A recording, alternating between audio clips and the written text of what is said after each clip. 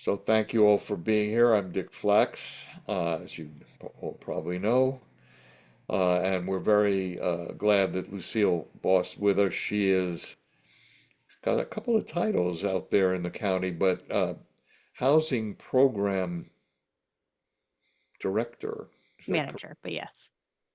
And uh, that's what brings you with us today because you were, I would guess the right word is supervisor of the workforce housing study that the county completed, and that's already been influential in county board activity around the housing issue. And it's a good it's a good springboard, I think, for more general uh, discussion on our part of what we want to advocate and support we housing advocates on the county level. What's the priorities, and also what the county board has already launched as a result of all this and of the housing elements uh, deliberations, which we already had a round table, at least one round table about. So welcome, Lucille, and you've got a presentation that we're eager to uh, look at. Great. All right, I'm going to share my screen. Can folks see the screen? Yeah, All right.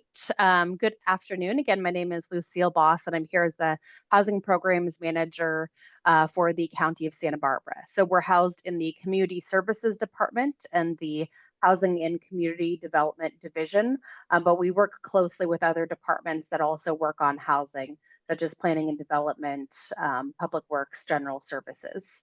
But I'm going to give you the overview of the workforce housing study that was presented to the board about a month ago.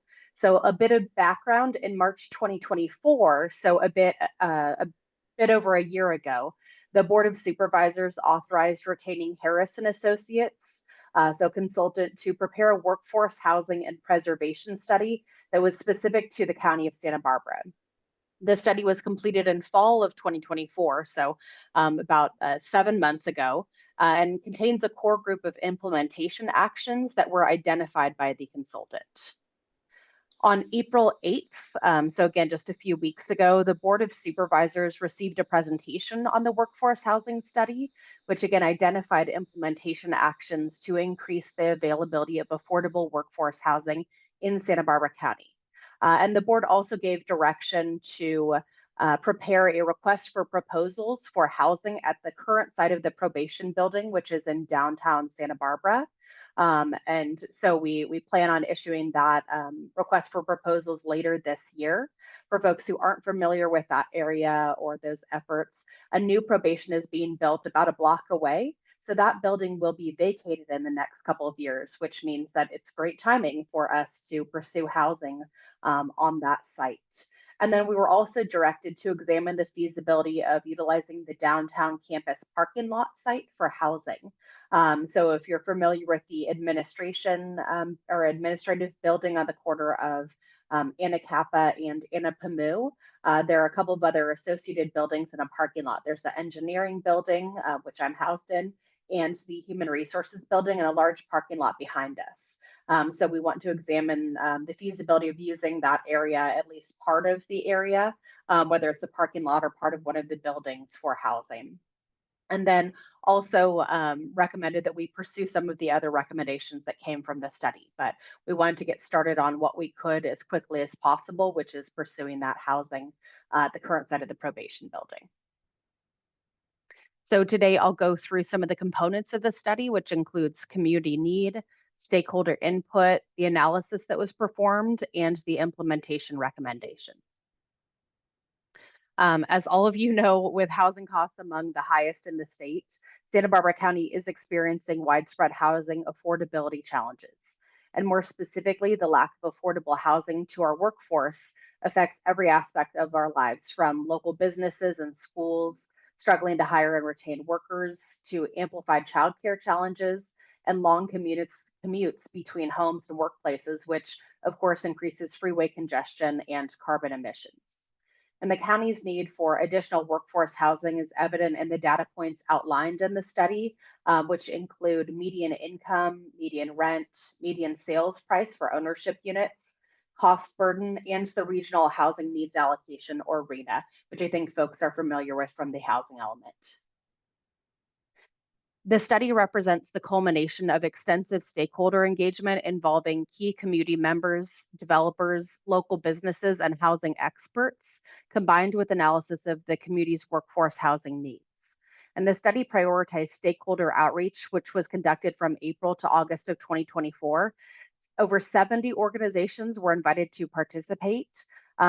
Just under a dozen meetings were held with different stakeholders and groups, and that included housing developers, housing and community advocates, housing authorities, chambers of commerce, and school districts. So, especially the folks who are building our housing dedicated to affordability and workforce groups.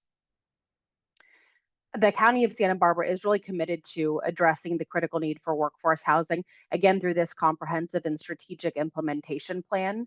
Harrison Associates, the consultant, delivered a study that will help inform and describe future land use, housing projects, and programs that can be used to guide our response to the insufficient supply of workforce housing.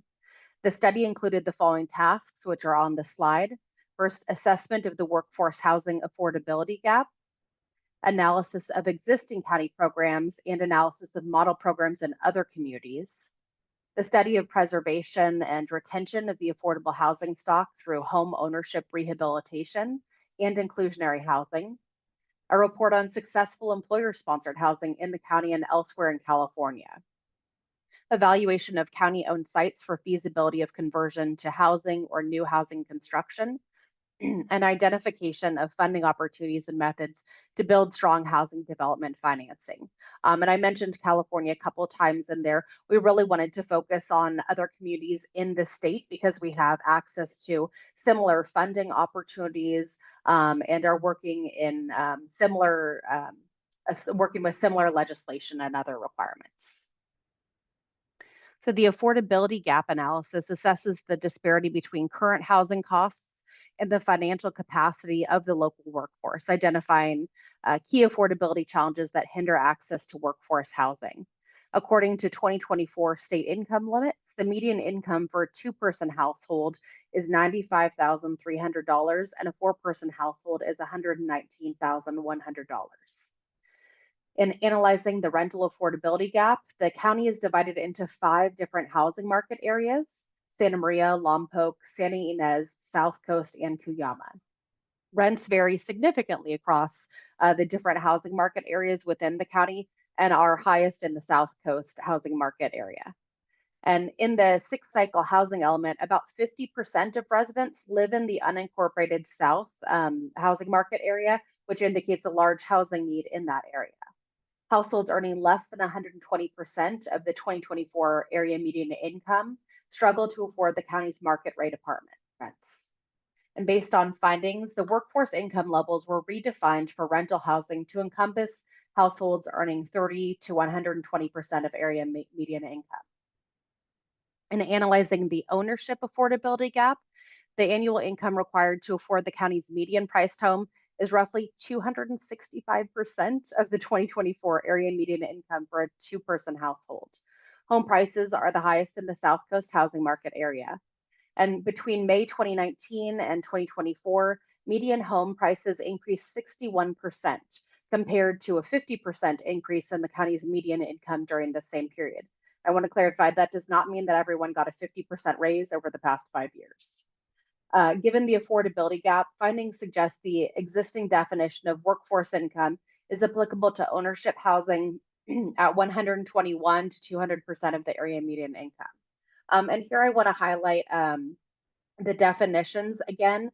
So I think historically, when folks talk about workforce housing, they're talking more about moderate or above moderate income. Folks who maybe are teachers, public safety personnel, but a lot more people are part of our workforce. So we want to make sure we include agriculture, social services, folks who are working for nonprofits, hospitality. So a lot of our other big industries are still part of our workforce, but they may be part of our low income workforce or a very low income workforce. The next section, Harris analyzed the efficacy of existing county programs and identified model programs in similar communities. This analysis also included assessing access to website visitors, both developers and residents. And some recommendations from the consultant included revising web pages to clarify and highlight existing housing programs and the impact of past housing programs, review of model programs, again, in similar communities, implementing policies to incentivize workforce housing development and mitigate existing challenges, and employer sponsored housing models for replication. So, specifically, Harris analyzed 16 successful workforce housing case study projects and identified several successful model programs, including Cottage Health System's mortgage assistance program. The funding opportunities and financing resources analysis provides an in-depth look at available funding sources and financing mechanisms that can be leveraged by the county to support the development of new workforce housing projects. Some of the roadblocks developers face to build cost-effective workforce housing are listed in the orange blocks on this slide over here. The county leverages local, regional, state, and federal financial resources to support local goals and programs. And additional financial resources not currently utilized by the county to increase funding for the development or preservation of affordable housing include private equity and bond measures. Analysis of current public and private funding opportunities and financing strategies for workforce housing development offered the recommendations for the county that are noted on the slide here. So first, pursuing opportunities and strategies in which the county is an eligible applicant. The recommendations for different funding methods include private equity, grant funding, joint powers authority, certificates of participation. And second, engaging the developer community to pursue opportunities for which the county is not an eligible applicant, as many funding opportunities and financing strategies are only available to the developers. And that could include California Housing Finance Agency, National Equity Fund Workforce Housing Fund, 4% low income housing tax credit, and non low income housing tax credit forward commitments. The county housing opportunity sites analysis examined leveraging county assets, identifying underutilized or strategically located properties that could be developed or redeveloped to expand the county's workforce housing stock. That step included a feasibility analysis of 21 sites or properties, although we started with, I think, a couple hundred and narrowed it down, and analyzed the potential for housing development on each site to serve the workforce population, ranging from 30% or very low income to 200% of area median income. The filtration process included or used geographic information system data, focusing on several factors, including flood and fire hazard, environmental sensitivity, proximity to resources, amenities, and coastal zone status. The 21 sites analyzed were categorized by redevelopment potential based on research and consulting with developers. Categories range from Tier 1, high potential to redevelop in the near future, to Tier 5, low redevelopment potential with significant constraints. The study details analysis of each site, and I think folks have had an opportunity to review that, but staff really recommended prioritizing action on 2 sites. So I'll review that. This is what we'd presented to the board as a request to pursue. And I'll note that of the many, many acres of underutilized government-owned land throughout the county that would be prime for affordable workforce housing, the recommended actions that we brought to the board focused on 2 of the sites analyzed, which both would require additional due diligence that we're going through right now. And I'll note we picked these 2 because one we think can be ready in the next couple of years, and another we want to look at feasibility, and we really want to get it right before we go and before we pursue additional sites. So the first one is at 123 East Carrillo Street. And the recommendation that was approved was to direct staff to prepare a request for proposals for a lower to moderate income workforce affordable housing development at the site of the current probation building. And we'll be going back to the board for authorization to issue the RFP in the first few months of the new fiscal year. This site might yield at least 60 lower and moderate income units. And then at the current site of the county administration, engineering, and human resources and parking lot in downtown Santa Barbara, the recommendation was to provide staff with direction to either pursue housing, or the board had also considered pursuing solar panels at that site. There was an opportunity that would need to be taken much sooner than housing development to pursue solar, but the board directed to pursue housing at this site. That doesn't mean that we can't put solar on the housing in the future. It does mean that we are potentially missing out on a solar opportunity. And this site, if we're just looking at the parking lot, could yield in the range of 100 units. So beyond the opportunity sites, I just want to acknowledge that the thorough examination that I just went through really informed the development of specific recommended implementation actions that were designed to enhance workforce housing initiatives and address the unique challenges and opportunities within the county. So by leveraging those insights and fostering continued stakeholder collaboration, the county hopes to create more sustainable housing solutions that support the economic vitality and well-being of the broader community. Within the study, Harris recommended a core group of implementation measures, and staff grouped those recommendations into two broad categories. The first group included measures staff that recommends pursuing without delay, so we're working on them now. And the second group included measures staff recommends be deferred until available resources are identified and secured to pursue them. So group one was to pursue pro-housing designation, update inclusionary housing ordinance, and revise the short-term rental ordinance. So I'll detail each of those in the next couple of slides. The study itself acknowledges the need for ongoing sources of revenue and notes several methods to be employed over time. However, the study prioritized the pro-housing designation program, which was established by the California Department of Housing and Community Development, which encourages local governments to implement housing-focused policies and offers incentives such as prioritized access to state funding and technical assistance. As we all know, grant funding in conjunction with other resources can really help the county bridge the financial gaps, especially between the cost of affordable housing development and the availability of state and federal funding. Communities holding this designation are awarded special incentive funding by the state, and designated jurisdictions are automatically awarded extra points in competitive state funding programs. And these extra points are especially advantageous in such opportunities. So a lot of times it can make a difference with just an extra 3 points. There are also other funding opportunities that are made available only to communities who hold the designation. Staff will present a full report on this issue to the board this coming Tuesday on May 20th, and will ask or seek board authorization to submit an application to the state. Proposed draft application has been posted for public review. I think that went up April 10th or 11th. So that is available, and I'm happy to share that link as well.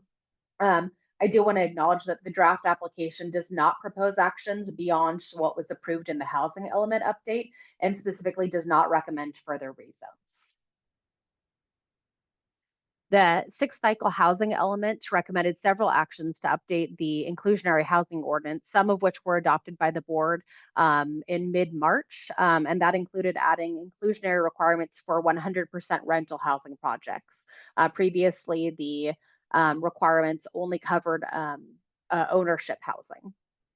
And the study recommends further ordinance updates to make the inclusionary housing ordinance more aligned with the current market and economic conditions, with a particular focus on increasing the production of workforce and affordable housing. A key step is to perform an initial financial feasibility analysis, or a nexus study, to include current market factors for each housing market area. Currently, short-term rentals are unregulated in the coastal areas and are permitted only in commercial and special purpose zones in the inland areas of the county. The county's sixth cycle housing element included a program, Program 19, short-term rentals, which outlines a plan to amend zoning ordinances to introduce a short-term rental program for the coastal zone.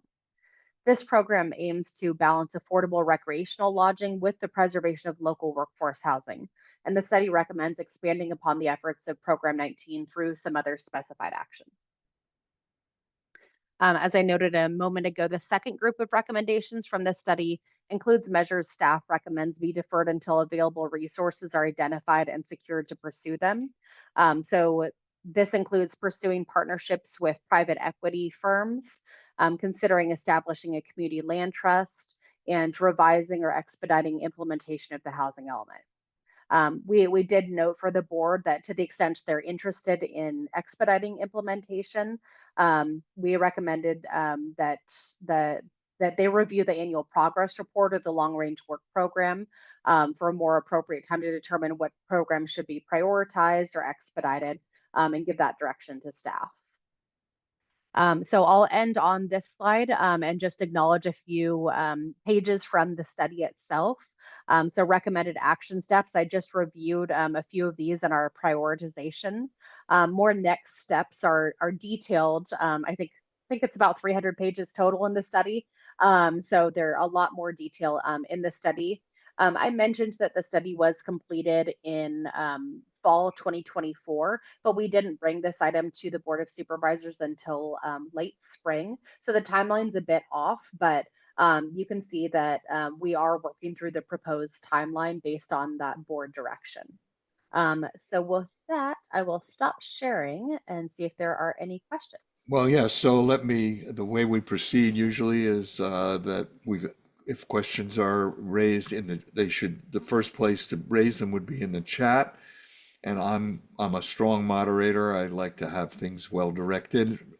If we have time, we'll open the floor for further conversation. But um, uh, the immediate question is this pro-housing designation, because that, as you say, is coming up this coming Tuesday, Yeah, county, and there was a question I think from I Ken, see in the chat. I'm happy to and, answer that. Yeah. and so tell us what it might surprise people to realize there's resistance to this, Yeah. and So what's the basis of that. So get into that with it. sure. So I used to do a presentation on like homelessness 101, and I had a section on myth busting. And I would like to do a myth busting session on pro housing designation as well. So some of the unfortunate myths, I don't know where they're coming from, but are that we are giving up local control, that this will mean that there's housing anywhere and everywhere, that we are declining any environmental considerations, and those are all myths that I would like to bust. Again, it doesn't, pro housing designation, our application does not recommend anything further than the housing element update itself. There are options that the county is not pursuing in the application itself. So I'll put our webpage for our pro housing application into the chat. Or actually, I will share my screen so that folks can see this, but I'll put it in the chat as well. If you give me just a second here. Okay, so the link is now in the chat, but I think I want to walk folks through it. So can you all see my screen? Kind of, pretty, Kind of, or yes? It's too small. very small. Okay, I can zoom in a bit. Is that better now? More. Okay. There's 125%. Does that work? Depends. Okay. Yeah, you can also, I put the link in the chat, so you can also view it at your Okay. leisure. But wanted to walk you through it. So this gives more the background on the program, what exactly is in the application itself, the sections of the application, and the process. And I want to highlight, this is our draft pro housing designation application. So I'm going to click on this link and it'll take me to a box folder. So the easier way to view this is first our actual application. And then in the application, I'll show you that it outlines specific ordinances or efforts, and those are all saved in the folders here. So I'll walk through this. This includes the complete application from the state. So it has quite a few pages of just kind of the state language here. So I'm going to scroll through them. So this is more the instructions for the application, our application checklist, our certification that would be submitted. Again, the threshold requirements checklist. And here's where you can, it outlines where you can get points. So this does not mean that we are pursuing every single one of these. So I'll show you what we are pursuing, but this just shows you under each category. If you choose to pursue any of these, it shows you how many points you can get. But you can see, got to go through a few pages to get to our actual application. Scoring sheet instructions. This is the sample resolution that will go to the board on Tuesday.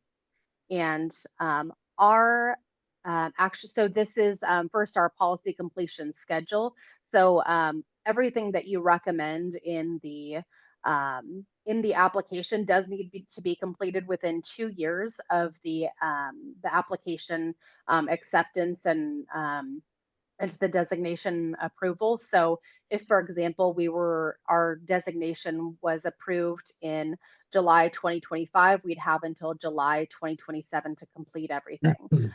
We did not pursue anything. So if the housing element said we were going to complete something in 2029, we did not include it in here because that's not within that 2-year time frame.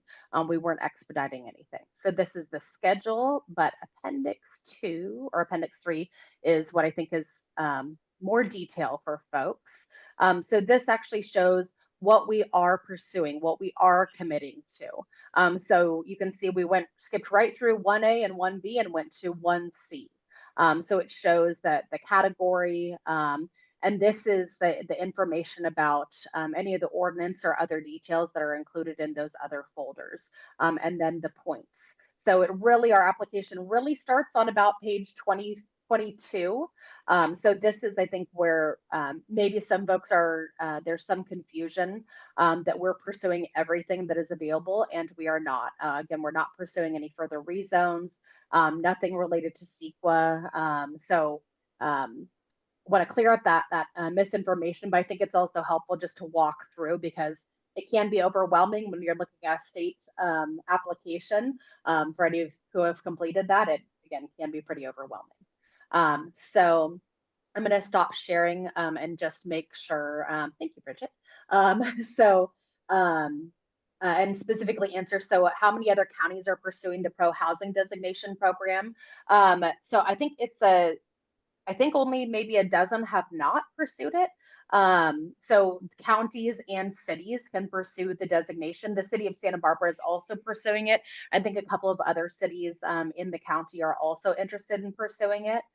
Every year that you wait, there is possibly less funding available, but I think now as jurisdictions are seeing federal funding for housing development be threatened, that more and more are pursuing it. I'll also put on in the chat here the pro housing designation website from the state, and you can view there. The different jurisdictions, they update it regularly. But if you scroll down kind of near the bottom of that page and click on designated jurisdictions, they update it, looks like about on a monthly basis. So you can see all of the cities and the counties that already have the designation. But many more are currently pursuing it. Like we're not listed on there, obviously, even though we're pursuing it, and other jurisdictions are as well. We're not giving up more local control in order to access a limited pot of funds. So just want to answer that directly. We're not giving up any more local control. We are, and limited is a relative term in terms of pot of funds. So millions and millions of dollars to me is not limited. And especially when we only get a couple million in federal resources each year, this opens up a lot more. So definitely more than a limited pot of funds. As far as what role can the housing authority play in providing workforce housing? So both of the housing authorities in our county, so the housing authority of the city of Santa Barbara and the housing authority of the county of Santa Barbara, were heavily involved in our workforce housing study development. And I think they both said in letters of support or made public comment as well. I anticipate that nonprofit developers such as the housing authorities, People Self-Help Housing, Cabrillo Economic Development, I anticipate that they may all pursue or respond to the request for proposals to develop housing on the current probation site. So they will be the one providing the housing. And nonprofit developers and especially housing authorities are able to leverage other federal and state and local funds. So we're excited to continue to partner with them and actually providing the housing. Okay, well, let's get back to the and settle the pro housing thing. I'm not, we, I know that you're concerned about some of the soups being influenced by the idea that the pro housing is sort of contrary to many local interests about control and environmental stuff and so forth. I mean, I'm just trying to get a sense, if you have it, of expecting resistance from board members when you finally bring this up on Tuesday, uh, or what? I can't read anybody's minds, so I can't speak to um, how they will, I guess, board opinions. But what I'll do is actually share the board items specifically, so you can see some of the, or you can track some of the public comments. I'll put that in the chat here as well.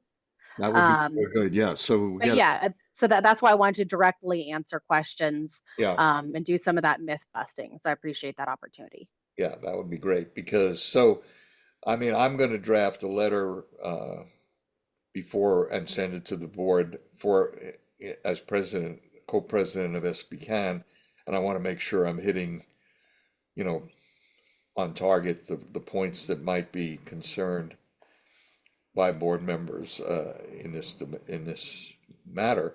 I mean, it would be almost scandalous if they gave up the opportunity to get this kind of funding. I mean, is there when was this pro housing started?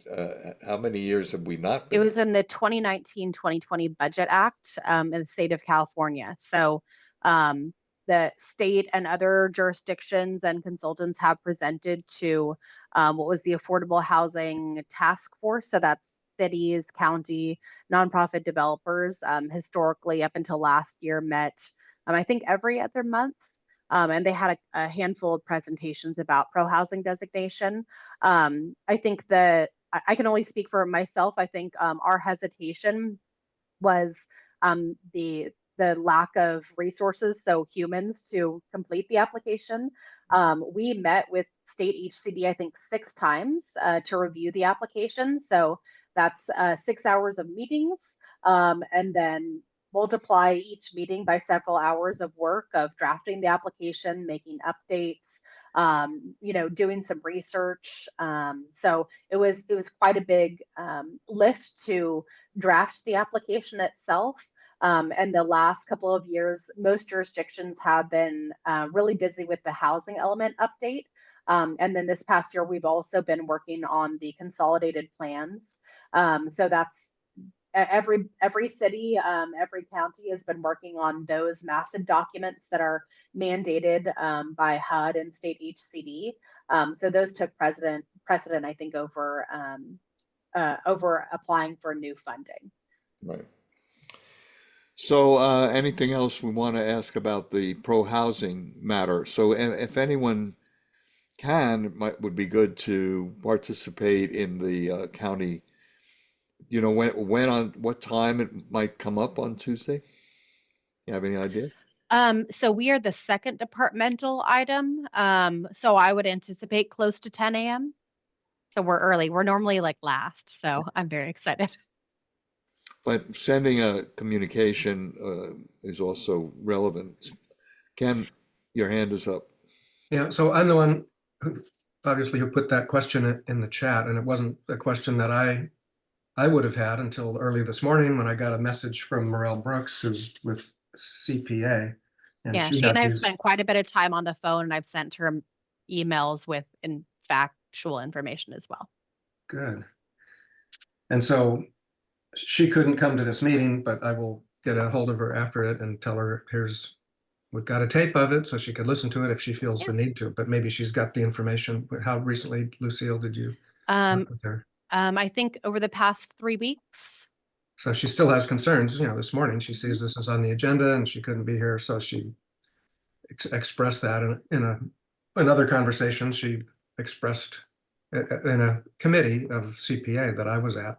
She Yeah, was, and I responded to those concerns in that meeting as well. okay. It was the Monday conversation meeting. So Yeah, it I was with wasn't in that one. I Supervisor was in a Lee. different Okay, one. It's North County Land Use Committee. So gotcha.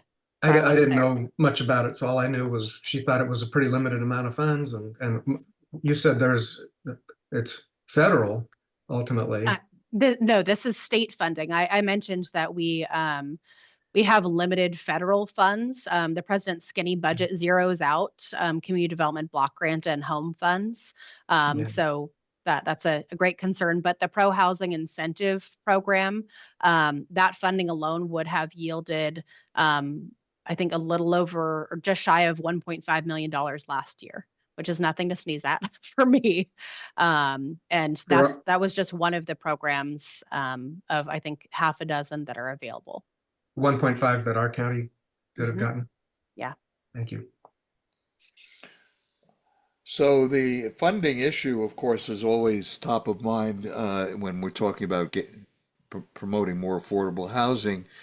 And there are many recommendations in the study report, but the one that a lot of us have focused on, which also was something that the Santa Barbara Foundation and Bridget's here from there.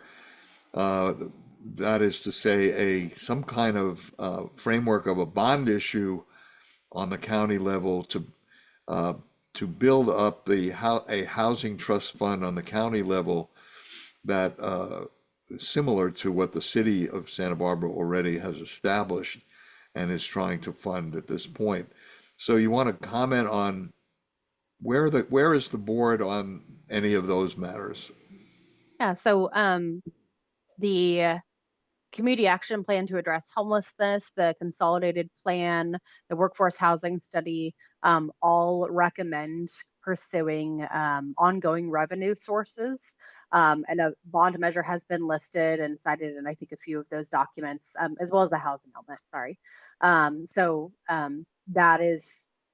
That is on the list as recommended action for ongoing revenue. Right, but so Bridget, maybe you can comment on. I know the foundation is looking at hiring, making a staff position that will or independent. I don't know. We want to talk about the foundation's plans or goals or thinking about how to pursue a countywide effort along this line. Yeah, thank you. And Lucille, just again, congrats. I know pro housing application. Yeah, I know it's been a long time in the works. So just congratulations on all the work that's gone into that. Yeah, so just to thank you so much, Dick. Yeah, so just to clarify, we wouldn't be bringing in a new staff position at the foundation. We've actually been working with a steering committee of leaders from different organizations across the Central Coast for a little over a year now to think about housing advocacy for Santa Barbara County. And the outcome of that is we're actually in the process of launching a new housing advocacy organization that's specifically focused on advocacy for housing affordability. And hiring a director to help launch and build out that organization. So it will be entirely separate from the Santa Barbara Foundation. We will hold an advisory board seat like we would any, and have, and be a member of that board, but it's not any more part of Santa Barbara Foundation as it is kind of any of the other advisory board members. The one caveat being, as this is getting going, it will be a fiscal sponsor of our organization, but programmatically very separate. So we're just careful to kind of make that distinction because we want this organization to be its own agenda and leadership. And then specifically to the bond measure, we came up with a list of recommendations that we hope this organization would be looking at. And one of them is, sustainable financing for affordable housing in the region. And so we've been talking with other advocacy groups in California and really across the country who have pursued bond measures. And so one of the things we've talked about is, does that make sense for a county? Does that make sense for the Tri-County area? And so we don't have any clear recommendations at this point. We've talked a lot with the group in Ventura who tried to get it on the ballot this past year for their county. So we're doing the research. We don't have any clear recommendations at this point, but we are hoping it's something that the home team, this new organization, will look at early on. Right. And maybe you can tell us a little more about what has transpired in Ventura around this, because I think some of us who are aware of it were looking to their effort as a kind of model or something to learn from. Yeah. I guess just briefly and in summary, and as far as I know, they had done a lot of polling and research about putting a housing bond measure on the ballot this past fall, and decided for a couple of reasons to not move forward with it.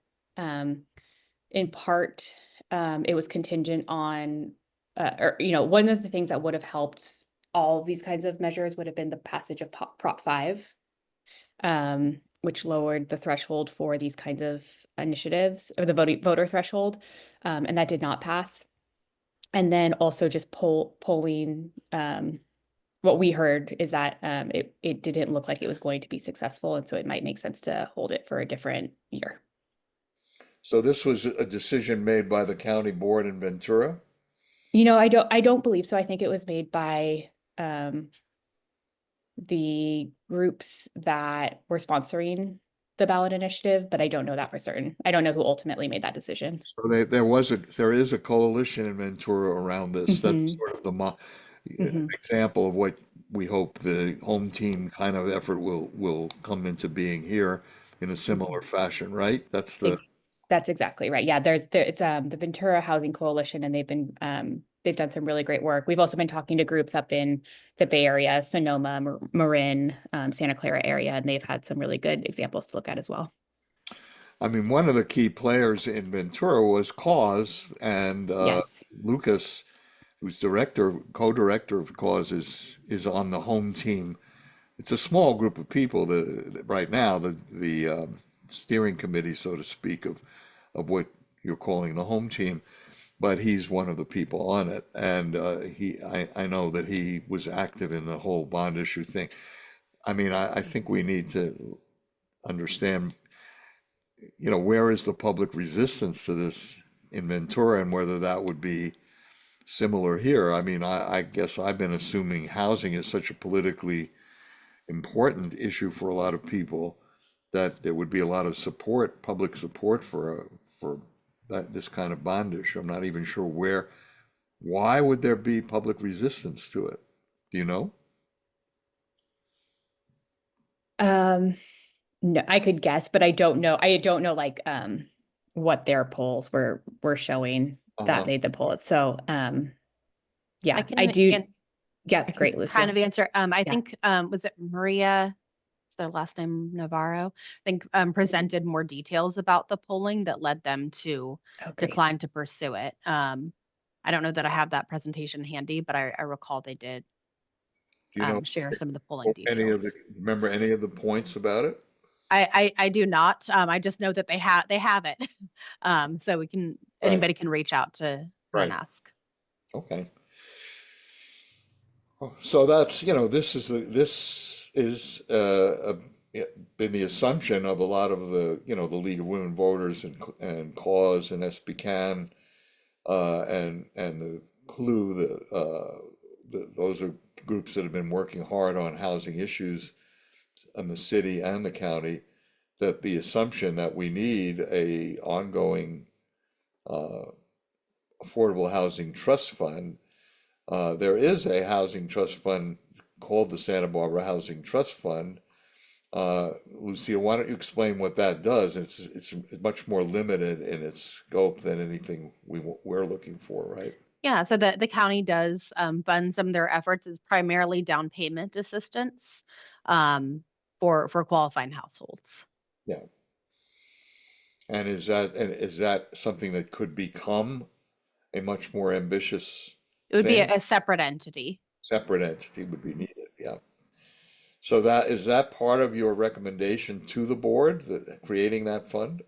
Yeah, so any ongoing revenue, the study included a few different avenues, and I think one that we want to pursue in the next few years would be a community land trust. So Right. that would be in partnership with a nonprofit or another community partner as well. So what, and land trust, that would be, there's also land trusts in our county, a land trust, but that's to preserve uh, Open space. undeveloped land. Mhm. And so the idea of a housing land trust would be a separate thing. I say this because it can get confusing to I people. agree. And so we need to keep our things straight about all this. People hear the words trust fund, they think, oh, you mean the land trust, or you mean the uh, the housing trust fund that does exist. So, what would be a land trust? What, what would that look like? And why should we be excited to promote that? Sure. So I did put the link to the complete study in the chat, so you can read many, many pages about it. Uh-huh. But I'll read a portion from it. So a community land trust is a nonprofit organization that acquires and manages land to ensure long-term housing affordability. Establishing a community land trust can be a strategic solution to address the lack of affordable housing. But the study really details the steps to get to a community land trust. I want to try and find that page because I think they do a great job of what of kind of a diagram. So if you click on the link that was to read the staff report study and appendices on page 36 of 290. They really outline in detail the steps. So first, consider it, define the mission and goals, look at the legal and organization structure, secure initial funding and resources, develop policies and procedures, acquire the land if you don't already have it, and then build or rehabilitate housing, implement the stewardship and the ongoing support services, promote and advocate for ongoing efforts, and continue to partner with nonprofits. So I just did a 30-second review of what is like 30 pages. Uh-huh. And okay, so I got a little distracted doing what you said we should do. Sorry, No, it's a. I hope I didn't. Are we still there? I'm still here. Yeah. I don't know what's going on. I don't. Now I'm confused about even where I am I still on? Are you there? Yes. Okay. Um, hmm. I don't see anything.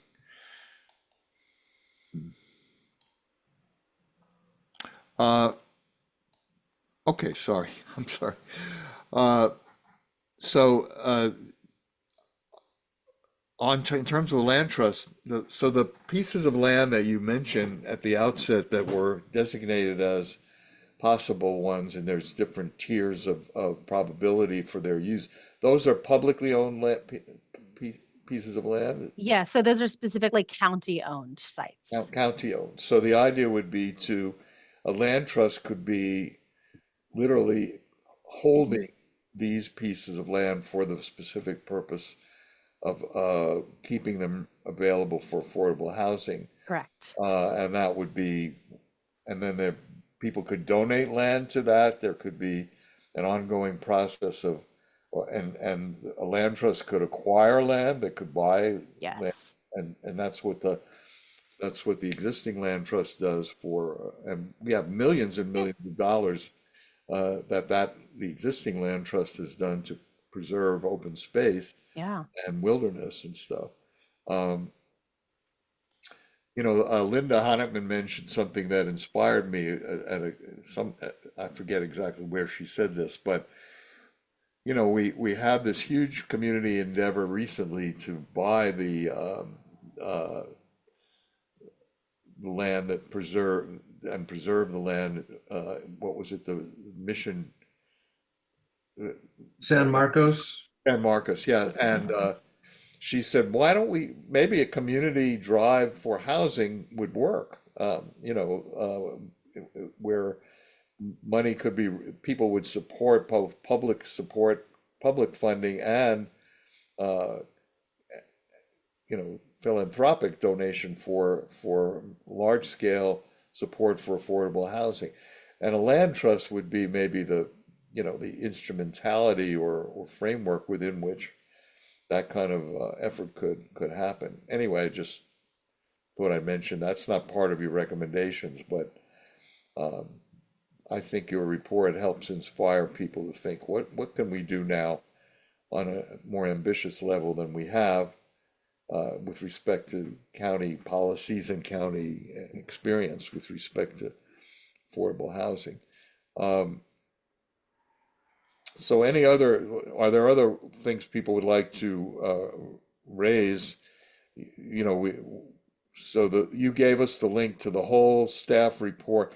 Is that, how long? It's a couple of hundred pages is the study itself, right? Yes, And that's all online. It's not a print. There's not a print document. correct. Trying So to save the environment study by study.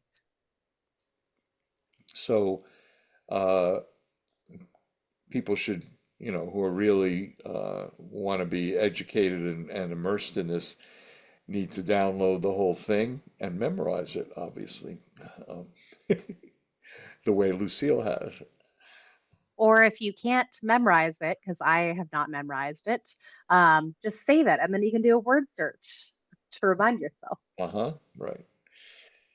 So, any other points, Lucille, that you hope people will be active on in the immediate period that come out of uh, this report? Oh yeah, I had another question before you get to that. You mentioned that one of the things that was studied was employer efforts to create uh, workforce housing, and I'm curious what those are. I know a lot about what UCSB uh, projects to develop and also what they have failed to develop.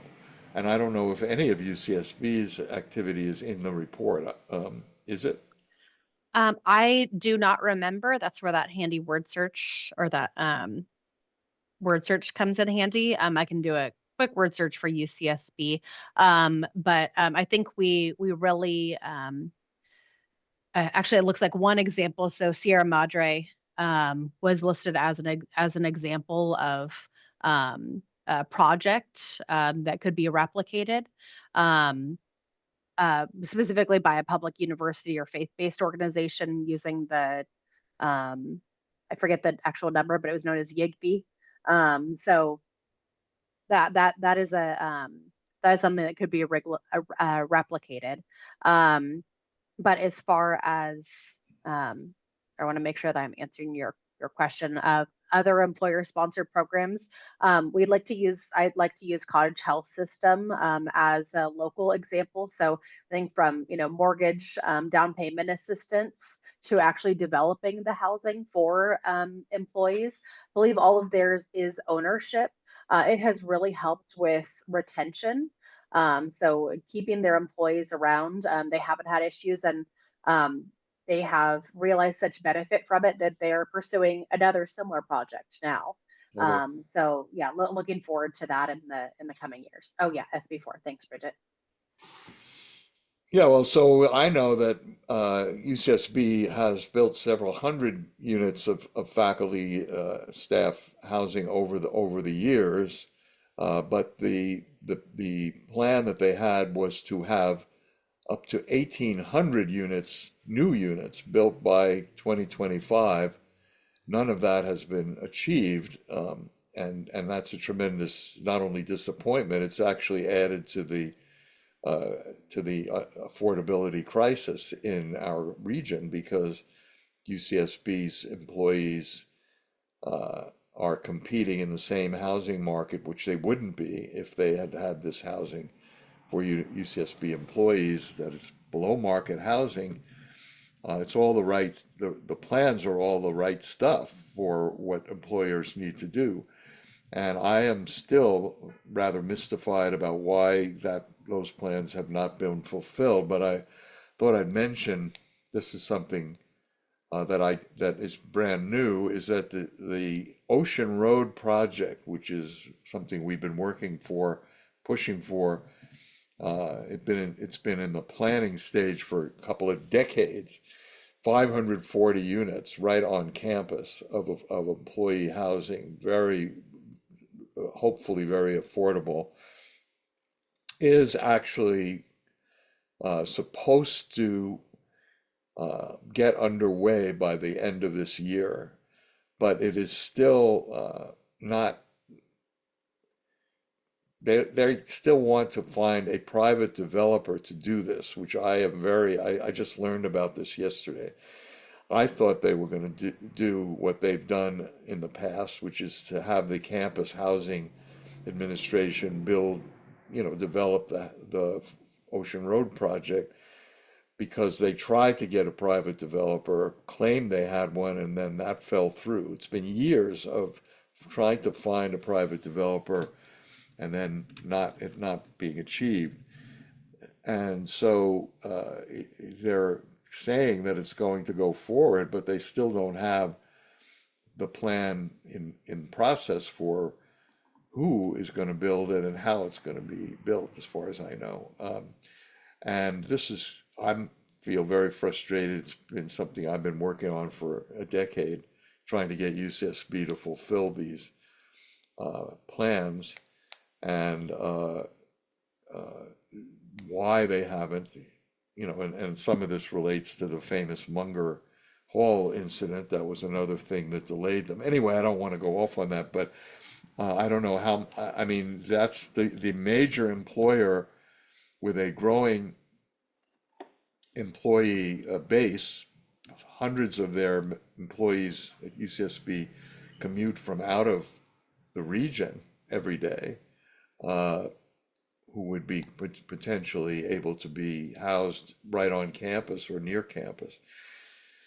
So anyway, I don't know if that's in the report. I want to check the report to see how much you covered on that. But I think the county has sued UCSB, but that was really about student housing, not about the employee housing issue, workforce housing issue. The lawsuit and the suit resulted in, the dorms are going to be built finally, that suit was about, but there's really no timetable for the workforce housing at UCSB still. Thought I'd mention that to people, since it's a hobby horse I keep riding. Any comment on that? I mean, I don't know how much attention you're asked, Lucille, as a county housing person, to give to UCSB's particular role in all this. I have not studied it in depth. I mean, how would we get more attention by the county to UCSB on this? What would be is that something that you can imagine putting more? I mean, the board has to take some notice of this, right? That would be my understanding. I think Laura Capps, at least when the lawsuit was settled with UCSB and the county, her office put out a press release which seemed to say that the workforce housing by UCSB was also agreed to, but that was not really true. Not that she was lying. I think she was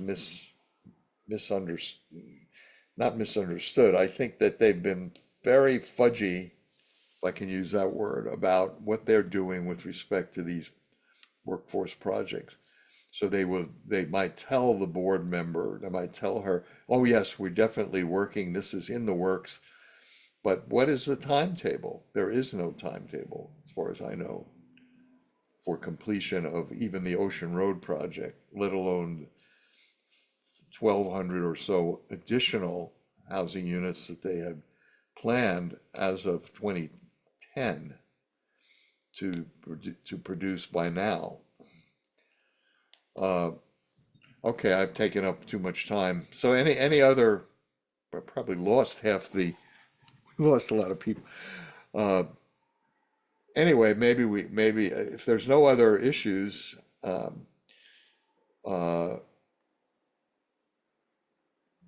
mean, we could thank you very much for everything you've done on this, Lucille, and we will have this recorded and let people know about it. In fact, push the idea that people should spend a little time taking a look at what you've done and getting familiar with the study itself, uh, providing them with the links to be able to do that will be something that we will do to follow up today. Sure. And I'm happy to share more information, happy to chat with folks about the study, or sound like quite a few questions on pro housing. So I'm available, email, call. I'm always happy to answer questions. Well, I'm sorry we didn't have a better turnout, but I got a chance to say my thing. You Anyway, did. thanks. Thank you for the invitation. Thanks for all of you, and thanks for staff, and we'll say goodbye then. All right. All right. All right. Bye. Thanks, Lucille. Take Thank care. Thanks, you. Dave. Thanks, Bye.